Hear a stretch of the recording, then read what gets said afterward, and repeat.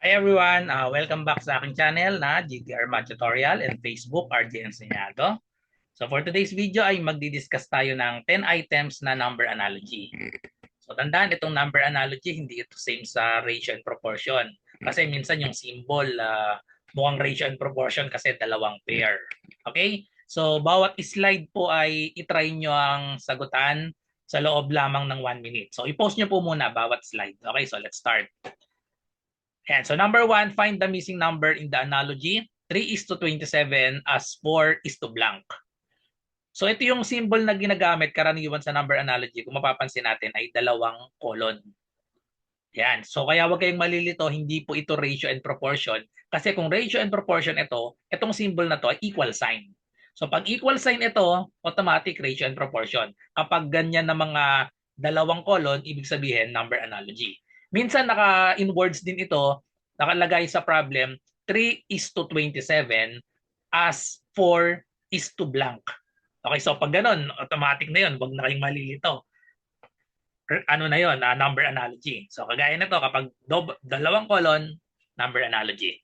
So paano ba magsagot ang number analogy? Ang gagawin lang natin yung pattern dito sa first, 3:27, i-apply natin dito sa second pair natin. So lumaki, no? So from 3 naging 27. So ano yung mga possibilities na pattern dito? Pwedeng addition, pwedeng multiplication, pwede ring i-erase sa power, sa exponent. Okay, so i-try muna natin na lahat. Addition, pinakamadali. Yung 3 para naging 27, nag-plus lang tayo ng 24. 3 plus 24, that is 27. O try natin kung pwedeng i-apply dito. Pag nag-plus tayo ng 24, ang magiging sagot, 28, wala sa choices. So ibig sabihin, mali ang plus 24. Trial and error lang pag number analogy. So pwede rin nag-multiply. Anong minultiply sa 3 para maging 27? Times 9. And then apply natin dito, 4 times 9, 36, wala pa rin sa choices. So ibig sabihin, mali pa rin. Mali ang times 9. So i-try natin, yung 3 naging 27, kailangan nga pala sa number analogy, kabisado nyo yung mga squared ng number tsaka yung cube. Para kung kabisado nyo yan, isang tingin nyo sa number, makikita nyo na agad. Madali kayong makakakuha ng pattern. So itong n squared, kabisaduhin nyo 1 to 20, kabisaduhin. Ang n cube naman, yung cube ng number, at least 1 to 10. Malaking bagay yan kapag kabisado nyo po yan. Para isang tingin, alam nyo na agad. So kagaya nito, ang 27 equal yan sa 3 cube. 3 cube or 3 times 3 times 3 equal yan sa 27. So i-apply natin dito, yung 4 i-cube din natin, 4 cube. So pag 4 cube, i-multiply natin sa sarili niya, tatlong beses. Yung exponent, yun yung number of factors, 4 times 4 times 4. Itong dalawa, 16. Pag minultiply ulit, 16 times 4, that is equal to 64. Ayun, nasa choices, letter D ang tamang sagot. Number 2, 12 is to 144 as 15 is to blank. Lumaki ulit. So ayan, sabi ko nga, kung mabilis kayo sa pag-i-square, kabisado nyo yung square, madali nyong makukuha yung sagot dito. So 12 naging 144. Pwede i-try muna natin yung ina-add. Ano ba yung in-add sa 144? Siyempre, subtract lang tayo ng 12 para makuha natin. 4 minus 2 is 6. 14 minus 1, ayan, 13. So nag-plus tayo ng 136 dito.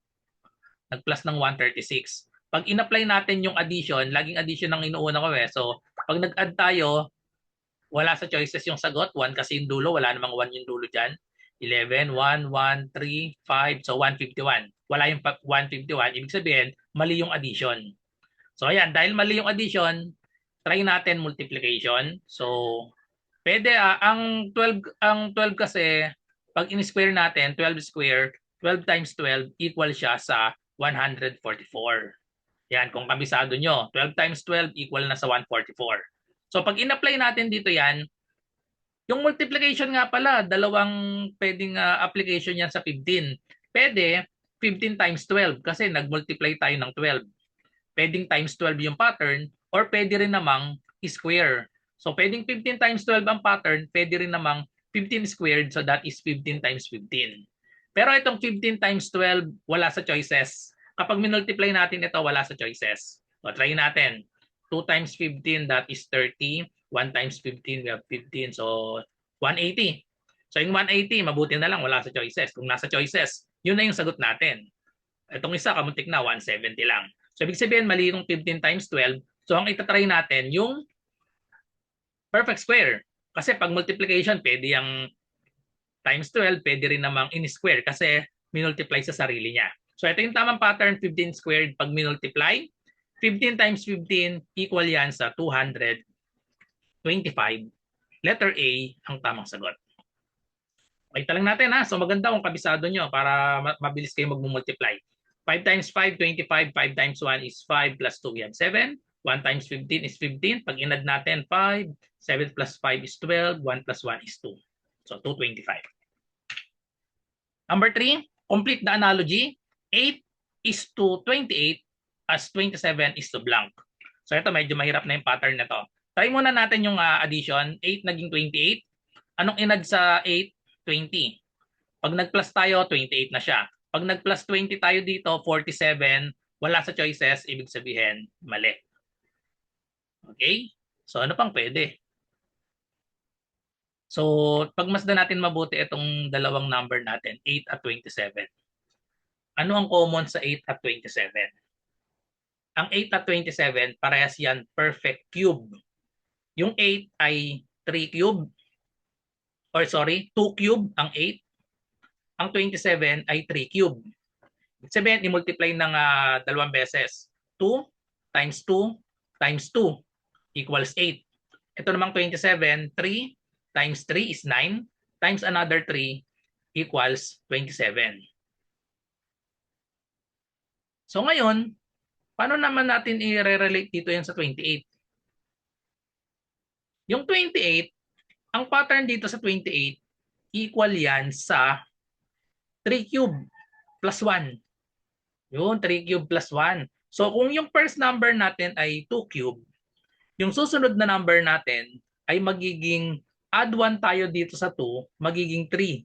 Cube din natin and then add 1.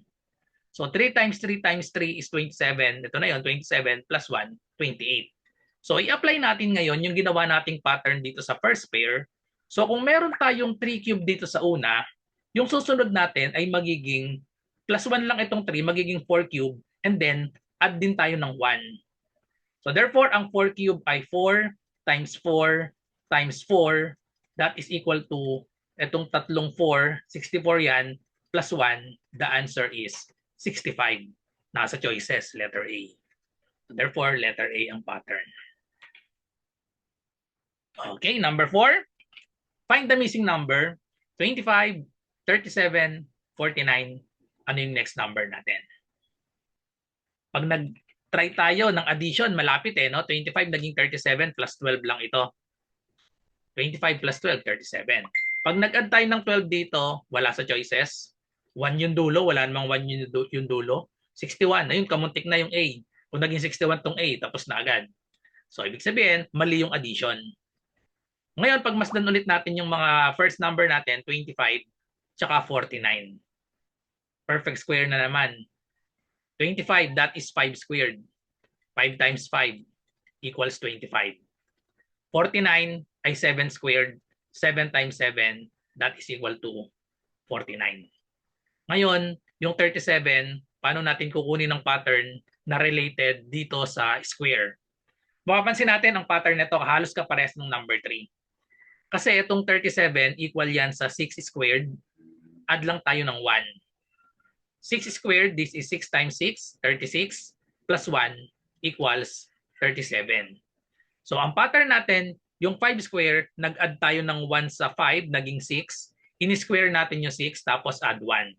So i-apply natin dito, from 7 squared, magiging siyang 8 squared, and then add din tayo ng 1. So yun yung pattern. 5 squared, naging 6 squared plus 1. So magiging sagot dito ay 6 squared or 8 squared. 8 times 8, that is 64, plus 1 equals 65. So simple lang ang answer sa number 3, 65 din. Pero this time is square lang. Yung kanina cube no? So 4 cube plus 1. Tapos ito naman 8 squared plus 1. So halos parehas ng pattern, number 3 and number 4. So kaya kailangan mabilis kayo sa pagtingin ng mga number natin. Kita nyo agad, perfect square parehas, 25 and 49. Kaya malamang yun ang pattern natin, naka-square. So number 5, determine the value 5 is to 30 as 8 is to blank. So yan, madali kapag ganitong maliit yung number. Madaling makakuha ng pattern. Addition muna tayo. 5 naging 30, nag-add tayo ng 25. 5 plus 25, that is 30. Pag nag-plus ng 25 sa 8, edi magiging 33, wala sa choices. So, ibig sabihin, mali ang addition. So, try naman natin ngayon ang multiplication. Saan minultiply yung 5 para maging 30? 5 times 6. Pag in-apply natin dito, 5 times 6, magiging 8 times 6, ang sagot, 48. Wala sa choices. So, ibig sabihin, mali yung times 6. Mali itong times 6 dito sa 8. Pero, posible na tama yung 5 times 6 dito sa 5. Ngayon, kunin natin ang relationship nitong 6. Yung 6, ano ang relationship niya dito sa 5? Anong relationship ng 5 ng 6 sa 5? Di ba itong 6 ay 1 greater dito sa 5? Kasunod ng 5, 6. O i-apply natin yung ganun na pattern. Ano ang kasunod ng 8? Ang kasunod ng 8 ay 9. So i-multiply natin yung number na kasunod ng 8. 9 yon, 8 times 9, 72. Nasa choices na, di ba? So therefore, letter D ang tamang sagot dito. So tama yung minumultiply pero magkaiba sa nila ng minultiply. Imbis na times 6, itong 8 times 6, wala kasi sa choices. So ang gagawin natin, kunin natin yung relationship nung minultiply dito sa previous, sa original na 5. So plus 1. So 8 times 9, 72. Kaya letter D. Okay, so kung naghahanap kayo ng magandang civil service exam reviewer, ito po yung maire-recommend ko sa inyo. Magandang reviewer parehas ito. Meron ako nito parehas. Maganda yung explanation niya sa numerical. Tapos sa ibang subject, meron din. Ayan, analysis, verbal ability, clerical, analytical, numerical, general information. Parehas po yan. Tapos maganda yung mga explanation niya. Mas mahal lang ng konti itong brain box kasi mas makapal ito. Okay? So, bilhin nyo na po yan. Nandyan lang sa description. Pwede nyo i-click yung description or nandyan sa bottom left. Pag pinindot niya, lalabas dyan. Okay? So, patuloy natin. Number 6. Determine the relationship. 42 is to 56 as 72 is to blank. So, ito medyo maliit. Medyo maliit yung paglaki, no? 42 naging 56. So, pwede kunin natin yung ano yung ina-add dito. 42 anong in-add para naging 56? So, plus 14. Okay, so eksakto, no? 42 plus 14, 56. Pag nag-add tayo ng 14 dito, ang magiging sagot ay 86. Wala sa choices, 81 lang yung nandito. So, ibig sabihin, mali ang addition. So, try natin na pang pwede dito, hindi naman pwede multiplication. Kasi 42, anong i-multiply natin? Naging 56. So, parang malabo yun. Ang possible na lang dito, i-factor natin. Itong 42, i-factor natin. Pati yung 56, i-factor natin. Ang 42, pwede yan ma-factor as 6 times 7. 6 times 7. Ang 56 naman ay 7 times 8. Okay? Ano yung napansin nyo dito sa factors natin? Magkasunod. Kasunod ng 6, 7. Kasunod ng 7 ay 8. Tapos, itong dalawa, parehas. Parehas silang 7. Okay? So, yun pala yung pattern natin. Parehas 7 itong gitna, no? Tapos, ayan, ito 6, kasunod niya 7. Tapos, 7 times 8 yung kasunod. So, i-apply natin yung pattern na yan. Ang 72, equal yan sa 8 times 9. 8 times 9. Okay? So, therefore, yung next number natin dito, pag ginamit natin itong pattern, yung unang number, same dapat dito. Ayun o, same dito sa pattern natin. 9 times 9 ito, parehas. Tapos, i-multiply natin sa kasunod niya. So, 7 times 8 ito. So, therefore, ito ay magiging 9 times 10. That is equal to 90. Ayun, nasa choices. Letter A. Okay? Number 7. Find the missing number. 149 naging 238. 159 naging blank.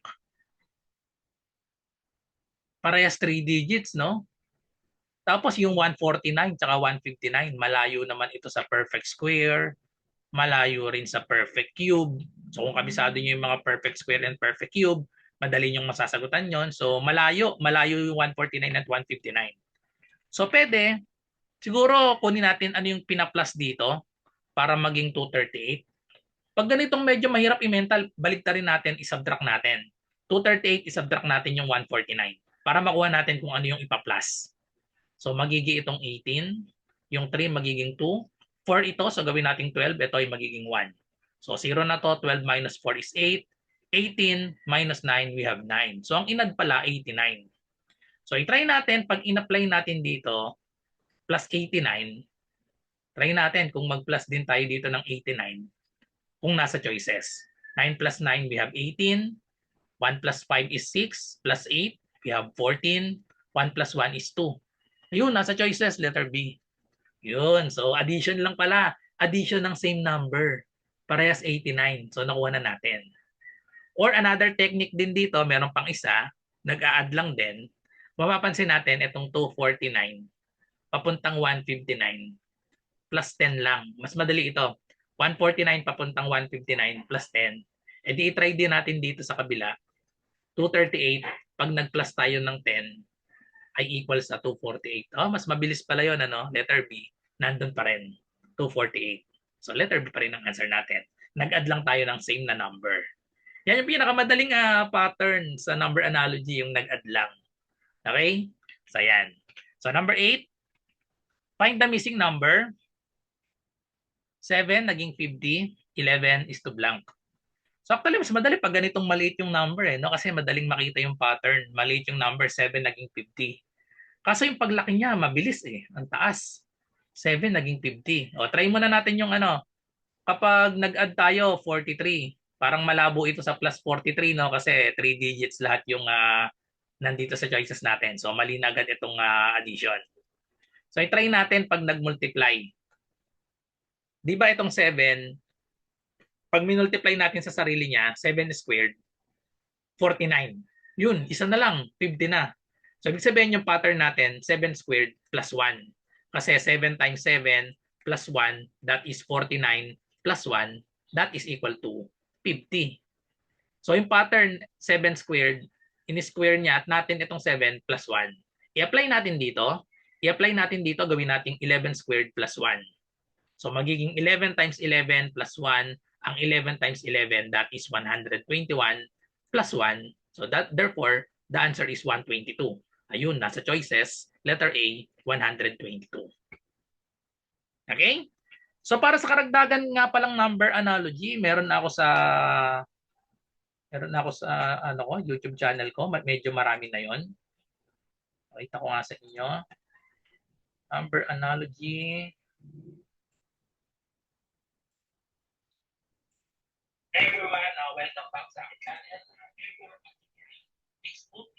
So pag pumunta kayo sa aking channel, makikita nyo dyan yung ayan, so pakita ko siya sa inyo. Paragdagan. Ayan, GTR Math Tutorial. Pag nasa home kayo, punta kayo sa playlist. Playlist, tapos hanapin nyo lang yung number series, number analogy. Pinagsama ko na yon. Ayan, marami na akong playlist, mga reviewer. Number series at number analogy. So, hindi ko makita sa dami ng mga playlist ko. Ayan, may data interpretation, word problem, ratio and proportion, age problem, mixture problem. Nawala na yung number series ko. Saan ko ba nailagay yun? Ayun, ito pala. Number series, number analogy. View full playlist natin. Napakarami na po niyan. Ayan, mga number series. Ito, number analogy. Yan. May dalawa pa tayo dito. Ito, number analogy ulit. So, pang-apat ko na number analogy upload ito. Okay? So, para sa karagdagan. Okay, so number 9. Find the missing number. 5 is to 124 as 10 is to blank. So, pwede natin gawin dito yung 5 tsaka 10, no? So, ito, pwedeng maging technique. Yung 5, di ba, pwedeng ang i-compare kasi natin itong parehas first number. Pwedeng times 2 lang ito. Ito, ratio and proportion ito kapag minultiply times 2. Kapag times 2 natin ito, wala sa choices yan Ang lalaki kasi nito no? 124 times 2, that is 248. Wala sa choices. Okay? So mali yung pattern na yon. So yun yung ratio and proportion pag minultiply sa same number. So ngayon, ano bang relationship nitong 124 dito sa 5? So again nga, kung mabilis kayo sa pag-square at pag-cube, mapapansin agad natin yan. Ang 5 cube equal sa 125. Ayun, subtract lang ng 1. So yung 5, pwede nating i-5 cube minus 1. 5 cube ay 5 times 5 times 5 minus 1. So we have 125 minus 1 equal na dito sa 24. 124. So i-apply natin dito, gawin natin 10 cube, subtract din tayo ng 1. 10 cube minus 1. So ang 10 cube ay 1,000 minus 1, edi equal na sa 999. Ayun, letter C.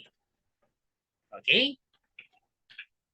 Last number, number 10, determine the value 68 is to 130 as 222 is to blank.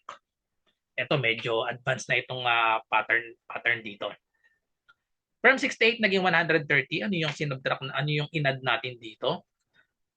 Kung 60 o kung 70 naging 130 plus 60 yon, ano? So 62.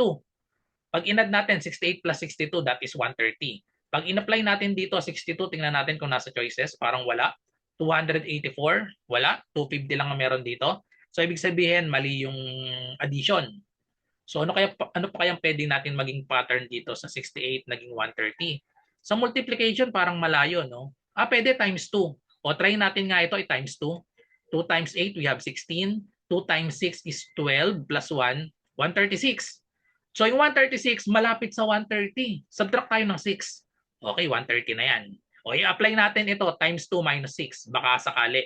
Times 2, we have, pag times 2 natin, 444. Minus natin sa 6, parang wala. 14 minus 6, that is 8. Magiging 3 ito. So 43. 438, wala sa choices. So ibig sabihin, mali itong times 2 minus 6. Mali. So ngayon, isipin natin, mag-ano tayo, square root, or i-square natin, or i-cube natin. Baka merong malapit. Sa square muna tayo. Sa square, ang malapit dito sa square ay 64. Perfect square ang 64. So 64 plus 4. Anong malapit na square sa 130? Square sa 130? 11, no? 11 square. So ang 11 square, that is 121 plus 9. Kaso parang walang pattern dito. 8 squared plus 4, ito naman 11 squared plus 9. Parang ang layo, no? 8 squared tapos 11 squared. Tapos 4 tsaka 9. Kaso itong 222, anong pinakamalapit na square root dito, na perfect square dito? 225, 15. So kaso yung 15 mas malaki. Dapat addition lang. E di ang malapit dito 196. Yung 196, 14 squared yon. 14 squared, 196. So magiging plus 26. Parang ang layo ng pattern. Kasi 8 squared, 11 squared, tapos 4, 9. 4, 9, tapos naging 26 ito. Layo, di ba? So ibig sabihin, mali yung square. O try natin yung susunod, cube. Baka sakali cube.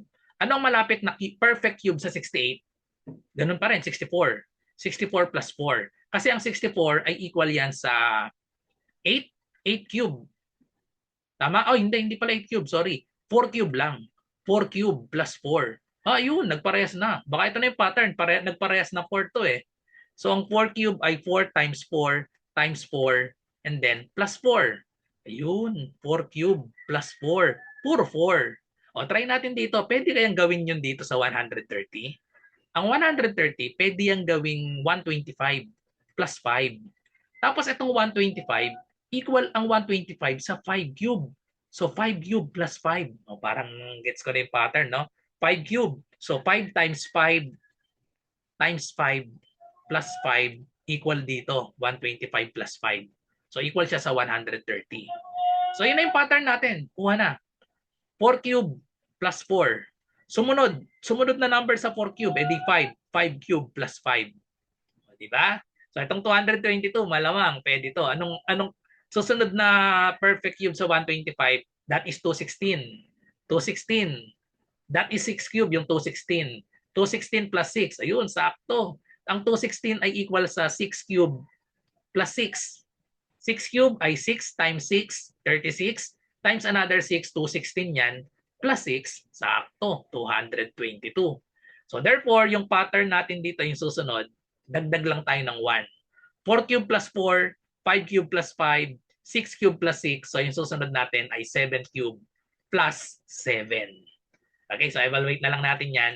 7 times 7 times 7 plus 7. Ang 7 times 7 ay 49 times 7 plus 7. Solve lang natin. 7 times 9, that is 63. 7 times 4 is 28. Plus 6, we have 34. Pag inad natin sa 7, 343 plus 7, that is equal to 350. Na makikita natin sa choices, letter B. So ang pattern pala natin dito ay n cube plus, kung ano tong n dito, n cube plus n. Yun yung pattern natin. Okay? So medyo mahirap tong number 10, pero kung kabisado nyo nga yung mga perfect square, perfect cube, madali nyo nang i-apply. Kaya yun nga, suggestion ko sa inyo, kabisaduhin ang perfect square, 1 hanggang 20. Tapos yung perfect cube naman, kahit hanggang 10 lang, 1 hanggang 10. Malaking tulong po yan kapag kabisado nyo. Okay, so that's all. Thank you for watching. Kung meron po kayong math question, ay i-comment nyo lang sa video na ito or i-PM nyo ako sa aking messenger, RJ Enseñado. So good luck po sa lahat na nagre-review. Bye-bye and God bless.